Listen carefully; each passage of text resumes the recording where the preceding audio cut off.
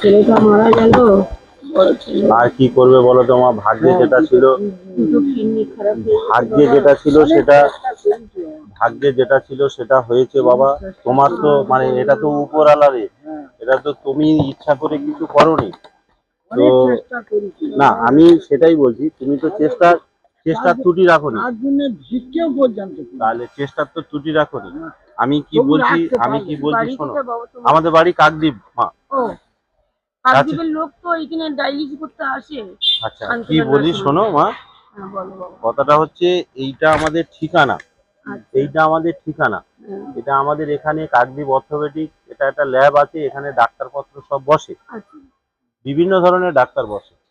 যেমন আমাদের ওখানে একজন অর্থোপেডিক ডাক্তার, নার্ভের ডাক্তার জয়দীপ মন্ডল বসে, একজন কলিঙ্গ হসপিটাল, উড়িষ্যার যে কলিঙ্গ হসপিটাল ওখান থেকে ডাক্তারবাবু আসে, দেবাশিস নাথ বলে একটা ডাক্তারবাবু 15 দিন অন্তর আসে। আর তাছাড়া সপ্তাহে প্রতিদিনই ডাক্তার আছে।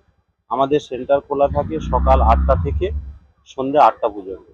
তোমাদের যদি কোনো সমস্যা হয়, তোমরা এই ঠিকানা ধরে, এই ফোন নাম্বার ধরে কাকদ্বীপ হসপিটালের কাছে, একদম হসপিটালের গোড়ায় গিয়ে ফোন করে এখানে চলে আসবে, আমি বিনা পয়সায় তোমাদেরকে ট্রিটমেন্ট দেবো।